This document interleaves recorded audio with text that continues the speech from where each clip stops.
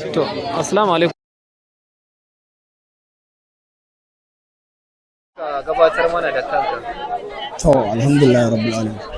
Sunana Shamsudden Ismail daga Zariya, ni ne nake wakiltar Matasan Sharifai. Insha Allah a ƙasa gaba ɗaya. Ko za ku iya gabatar mana da makasudin yin taro a wannan rana? Na makasudin abin da ya haɗa mu a wannan muhalli musamman a wannan rana taro ne wanda muka saba muna yi tsawon shekaru kusan shekara 12 da suka wuce na tunawa da ranar ɗaurin auren Sayyida Zahra salamullahi alaiha da Imam Ali wanda aka yi shi a 1 ga watan Zulhijja. To akwai wani sako da kuke son ku isar ga wannan al'umma a wannan rana? Lallai akwai sako mai muhimmanci sosai wanda muke so mu isar da shi ga dukkanin al'umma gaba daya.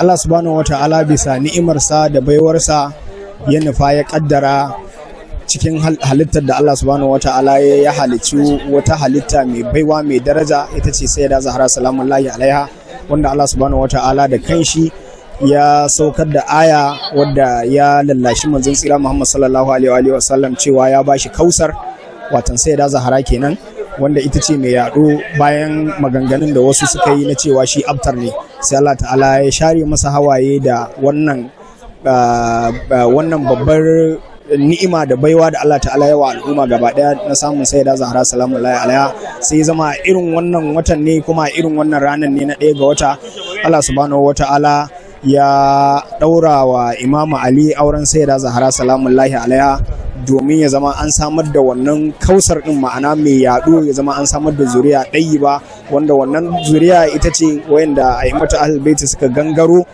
ta cikin tsatsan Sayyida Zahra da kuma sauran dukkanin wani sharifi da yake faɗin duniya gaba ɗaya.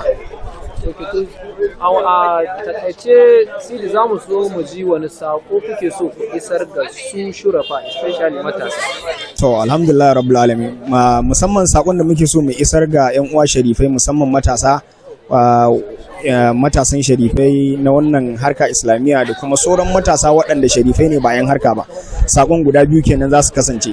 Sakon da muke so mu isar ga su sharifai matasa shine su sani cewa akwai wani aiki a gabansu wanda wannan aiki din shine dalilin halittarsu. Aikin ku shine tsayawa mutum ya zama yayi kofi da rayuwar a'immatu ahlul-baiti. Aka ce kofi ga rayuwar a'immatu ahlul-baiti ya danganci abubuwa daban-daban.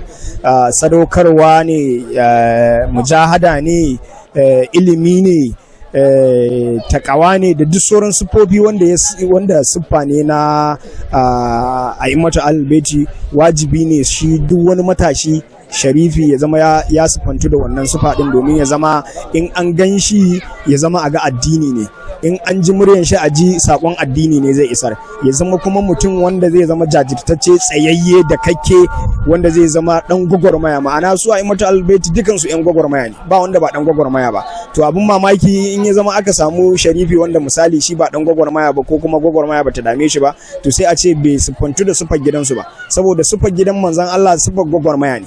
Gwagwarmaya ne duka suka yi, Sayyida Zahra gwagwarmaya ta, Imam Ali gwagwarmaya, duka a'immatu ahlul-bait duka gwagwarmaya suka yi.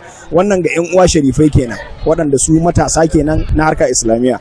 Sauran kuma sharifai matasa musamman dalilin da yasa nake ta magana akan matasa shine kaman janibin mu su musamman matasa waɗanda sharifai ne su ba harka suke yi ba, to su sani cewa Allah ta'ala ba ya halice su bane kawai ya kawo su duniyan nan don su rayu kawai su yi rayuwar duniya su koma ba, akwai manufa na halittansu. Manufa na halittansu shine an halicce su ne an kawo su duniyan nan dan su raya ambaton a'immatu ahlul-baiti, ko sun sani ko ba su sani ba, an halicce su ne dan su raya ambaton a'immatu ahlul-baiti, ma'ana su yi koyi da koyin gidan kuma su yi sa'ayi su yi gwagwarmaya domin addinin manzon tsira Muhammad sallallahu alaihi wa sallam ya dawo ya kafa a fadin duniya gaba daya ba iya nan Najeriya ba. To assalamu alaikum wa rahmatullahi ta'ala wa barakatuh.